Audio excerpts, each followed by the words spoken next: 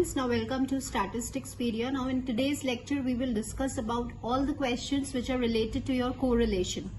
तो आज स्टूडेंट्स जो हम क्वेश्चन करेंगे इससे पहले जो हमने कुछ प्रैक्टिस क्वेश्चंस वाला वीडियो सॉल्व किया था which is based on correlation, तो आज का जो क्वेश्चन है वो बेसिकली है to all those students who are preparing for the CA foundation exams and some other competitive exams जहां पे आपका कोरिलेशन या स्टैटिस्टिक्स एग्जाम होगा. तो उससे आज का जो लेवल है वो थोड़ा सा डिफिकल्ट पैटर्न होगा, कैलकुलेशन बेस पे होगा. So let's begin with it. If u plus 5x equals to 6 and 3y minus 7b equals to 20 और आपको स्टूडेंट्स कोरिलेशन कोएफिशिएंट दिया हुआ है, then the value for RUV be what? तो यहाँ पे आपको RXY की वैल्यू गिवन है और आपको यहाँ पे U and V की वैल्यू का कोरिलेशन कोएफिशिएंट फाइंड आउट करना है. तो सारा प्रॉपर्टीज बेस्ड क्वेश्चन है ये. तो पहले हम समझेंगे इसको कैसे सॉल्व करना है, तो निकालनी है. ठीक है, तो u की वैल्यू क्या हो जाएगी, 6 माइनस 5x हो जाएगी एंड यहां से v की वैल्यू क्या हो जाएगी आपकी, आई डिवाइडेड बाय 7. तो ये आपकी v की वैल्यू हो गई. Now what you know about correlation, की कोरिलेशन को ओरिजिन एंड स्केल से अफेक्ट नहीं होता है, मतलब उसकी वैल्यू सेम रहेगी. तो from this what you will conclude कि आंसर तो 0.58 ही आने वाला है, but what is the confusion कि यहाँ पर प्लस आएगा या माइनस आएगा. साइन हमें कैसे डिसाइड करना है, तो साइन डिसाइड करने के लिए आपको क्या देखना है स्टूडेंट, स्केल देखना है. ठीक है, ये आप मेरे प्रीवियस वीडियो में विजिट करिए, वहां पे मैंने आपको पूरा चैप्टर कवर किया है in the form of the questions. बहुत अच्छे से आपको समझ में आएगा. ठीक है, तो अब देखिए स्केल की वैल्यूज देखिए. यहाँ पर स्केल का वैल्यू क्या है, -5 और यहाँ पे स्केल का वैल्यू क्या है, 3/7. तो मतलब एक नेगेटिव है और एक पॉजिटिव है. ठीक है, तो whenever we have an opposite signs, जब भी आपके साइंस ऑपोजिट है तो आंसर किस में आने वाला है, नेगेटिव में आने वाला है. ठीक है, अगर साइन सेम होते तो आंसर किस में आता, पॉजिटिव में आता. तो मैंने आपको ये ट्रिक बताई है कि आपको हमेशा स्केल देखना है और स्केल के साइंस अगर सेम है तो पॉजिटिव और अगर ऑपोजिट है तो answer will be in negative. तो आई होप आपको ये अब क्लियर हो गया होगा कि अभी आंसर तो 0.58 ही आने वाला है, लेकिन क्या आएगा, minus of 0.58. Now move on to the next question. The standard error of correlation coefficient based upon the sample of 25 observations is 0.18. तो यहाँ पे आपको स्टैंडर्ड एरर गिवन है. कोरिलेशन कोएफिशिएंट का नंबर ऑफ ऑब्जर्वेशंस कितनी है, 25 है और आपसे पूछा है what is the value of this. तो स्टूडेंट्स ये जो है वो पूरा फॉर्मूला है ना. इफ यू रिमेम्बर कि हमारा जो स्टैंडर्ड एरर होता है कोरिलेशन कोएफिशिएंट वो कितना होता है, 1 minus r square by root m. तो अगर हमें ये फॉर्मूला याद रहेगा तो अभी कुछ नहीं करना. स्टैंडर्ड एरर कितना है, 0.128. आर की वैल्यू हमें निकालनी है. नंबर ऑफ ऑब्जर्वेशंस कितना है, 25 and root of 25 is what, 5. तो now it becomes very easy for you to solve this question. तो आपका आर स्क्वायर आ गया ये, तो आर क्या आ जाएगा, 0.6 विल बी योर आंसर. तो अभी आप चेक करिए कि ऑप्शन में कहाँ है, 0.60. ठीक है, नेक्स्ट देखिए.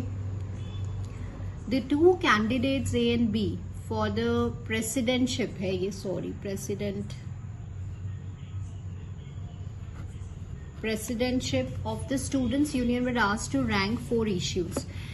Then आपको Spearman's rank correlation निकालना है. तो यहाँ पे आपको Spearman's rank correlation coefficient क्या होता है स्टूडेंट्स, कि जब भी आपका जो डेटा होता है वो क्वालिटेटिव नेचर का होता है तो वहां पे आप रैंक्स असाइन करते हैं ना.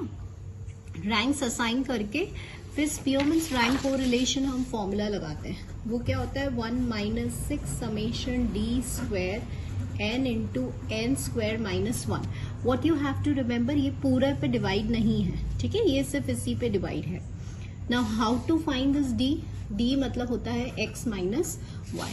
तो यहाँ पे ये आपका x हो गया और ये आपका y हो गया। तो आपको यहाँ पे x माइनस वाई निकालना है, ठीक है। तो जब हम d निकालेंगे तो वैसे ही थ्योरेटिकली मतलब वैसे ही निकाल लीजिए इसको। ये आपका हो गया -1, ये हो गया 1 -1 एंड 1, सारे ही 1 आने वाले, तो 1 का डी स्क्वायर करना है आपको। तो डी स्क्वायर 1 1 1 4 हो गया, समेशन क्या हो गया, तो 1 - 6 × 4, एन क्या है 1 2 3 4 ऑब्जर्वेशन है, तो 4 × 4 स्क्वायर 16, मतलब ये हो गया 15। तो ये आपका हो गया 3 2 6 3 5 15, 3/5 हो गया।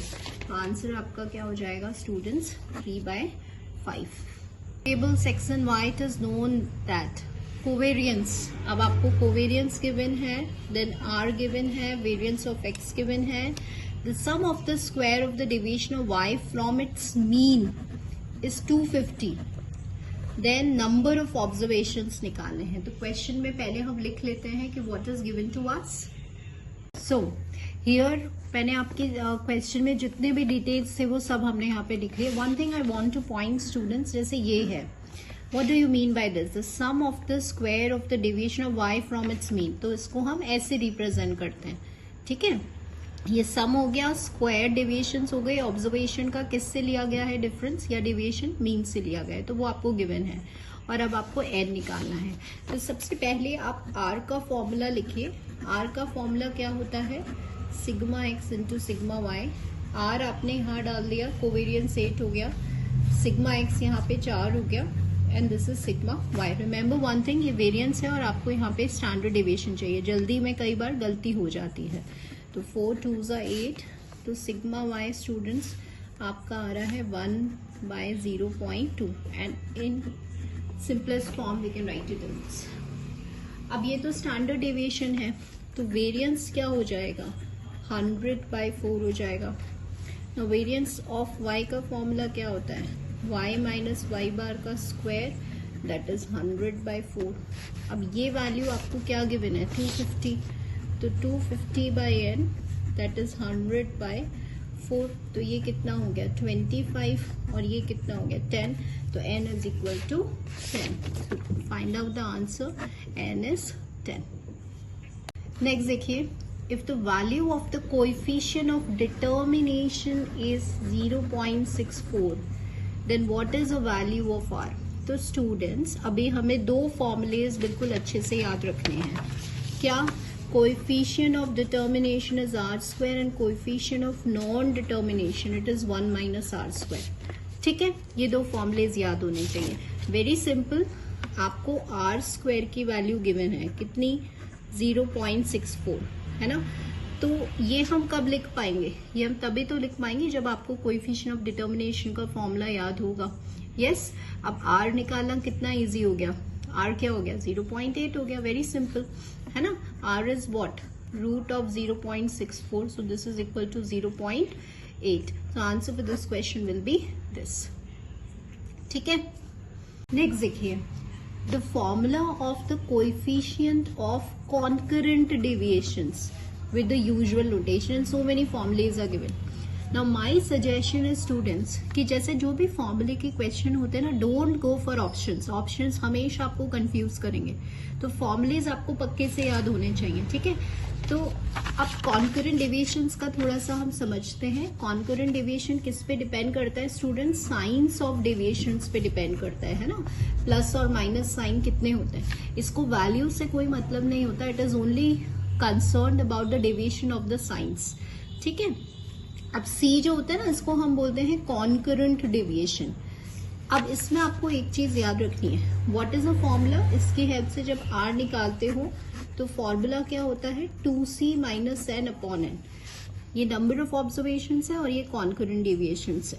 अब इसमें आपको ये याद रखना होता है कि 2c - n अगर पॉजिटिव है, अगर आपने ये आंसर निकाला और ये प्लस आ रहा है, तो यहाँ भी प्लस होगा और यहाँ भी प्लस होगा। मैं आपको सिर्फ ये स्पेसिफिक क्वेश्चन सॉल्व कराना मेरा टारगेट नहीं है, मेरा टारगेट है कि कंप्लीट चैप्टर रिवाइज करवाना with the help of the questions. और अगर ये 2c - n आपका सॉल्व करने पे नेगेटिव आ रहा है, तो यहाँ भी नेगेटिव साइन आएगा, यहाँ भी नेगेटिव साइन आएगा। समझ रहे हैं? So this is how it goes, this is how the formula works. So अब हम इसमें से अगर हमें फॉर्मूला अच्छे से याद है तो हमारी नजर उसी पे जाएगी, which is a correct answer. Yes, so what is the answer for this? This is the answer. So never for these formula types of question, never go for the options. याद करिए formula, सीधे mark करिए and move ahead. Now next question देखिए, the coefficient of the rank correlation. मतलब अभी यहाँ पे हम Spearman's rank correlation की बात कर रहे हैं. It is obtained by the 10 students. The number of students 10 है और आपको Spearman's rank correlation 0.2 given है. It was later discovered that the difference in the ranks in the two subjects obtained by one of the student was wrongly taken as 9 instead of 7. तो अभी यहाँ पे देखिए corrected Spearman's rank correlation का जो है वो फॉर्मूला यहाँ पे हम लगा रहे हैं. Now what is the question basically? देखिए R आपको given है, N आपको given है और यहाँ पे जो बोला है कि जो difference in the ranks है वो हमें क्या लेना था, वो गलती से 9 ले लिया. मतलब ये जो वैल्यू है वो इनकरेक्ट वैल्यू है और करेक्ट वैल्यू क्या है आपकी 7 है.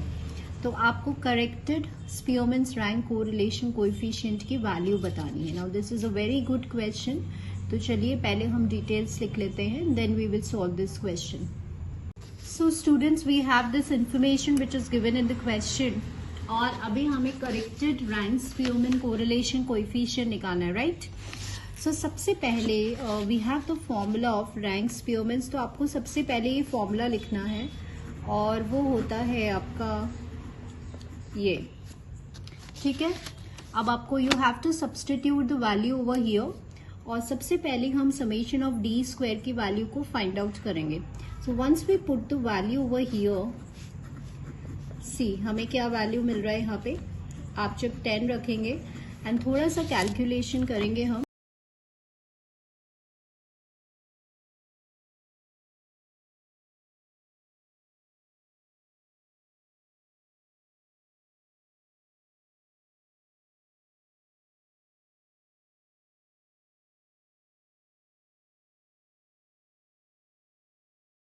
The one thing you have to remember कि अब जो क्वेश्चन में बोला गया है वो क्या बोला गया है कि ये जो आपका आंसर आया है वो answer it is an incorrected summation है ना, क्योंकि ये आपने कैसे सॉल्व कर लिया, 9 को यूज करके आपने इसको सॉल्व किया है. लेकिन एक्चुअली में आपको जो वैल्यू लेना था, करेक्ट वैल्यू लेना था और सॉल्व करना था रैंक स्पीयरमैन को, वो 7 को यूज करना था, right? So here we have to find the corrected summation d square. So how we need to find, अब जैसे आपने मीन corrected मीन निकालते हैं बिल्कुल वैसे ही हमें यहाँ पर जो है वो सॉल्व करना है.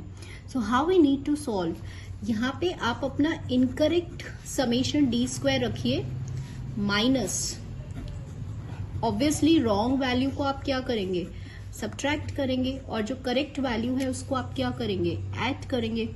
आप समेशन ऑफ डी स्क्वायर कर रहे हैं, मतलब आपके पास जो भी वैल्यू है उसका आप क्या करते हो, स्क्वायर करते हो, है ना. कि जब हमने अभी लास्ट प्रीवियस क्वेश्चन, ठीक है, तो आपका ऑन सॉल्विंग जब हमने इसको सिंप्लीफाई किया तो हमारा आंसर ये आ रहा है. Now this is a corrected summation d square. तो क्वेश्चन में क्या बोला गया है कि अब आप करेक्टेड स्पीयरमैन रैंक कोरिलेशन की वैल्यू निकालें. तो वो आपके पास क्या होता है, ये होता है summation d square corrected value ये आया. एन आपका वही सेम ही रहने वाला है. तो this comes out to be 10 into 99. थोड़ा सा हम इसको सॉल्व करेंगे and this is 33 and this is 2. So calculation हो जाएगा ये आपका comes out to be 13/33. Now let's check it out the answer. अब यहाँ डेसिमल में दिया हुआ है तो जब आप इसको थोड़ा सा कैलकुलेट करेंगे then we will get the answer as 0.39 something like that we will get. So this is a correct answer. ठीक है, now this is a very good question जो अभी हमने सॉल्व किया है. But what you have to keep in mind is कि whenever you take the squares of the squared difference between the ranks, then always you have to square the values. ठीक है, क्योंकि यहीं पे हम गलती कर देते हैं और हमारा कैलकुलेशन मिस्टेक हो जाता है. So always you have to square the values. Incorrect value को आप सब्ट्रैक्ट करेंगे एंड करेक्ट वैल्यू को आप ऐड करेंगे. Moving on to the next question. Of the correlation coefficient be what. Now मैंने आपको बताया था कि जब भी whenever you have a question which is related to formula, then आपको फॉर्मूले सारे याद होने चाहिए, ठीक है. Otherwise you don't have to look out for the options. Formulation correlation coefficient की lower limit and upper limit होती है, ठीक है. सो होप हमने आज कोरिलेशन वाला चैप्टर सॉल्व किया है with taking different type of questions. And hope आज का वीडियो आपके लिए हेल्पफुल रहा होगा. Thank you students for watching this video.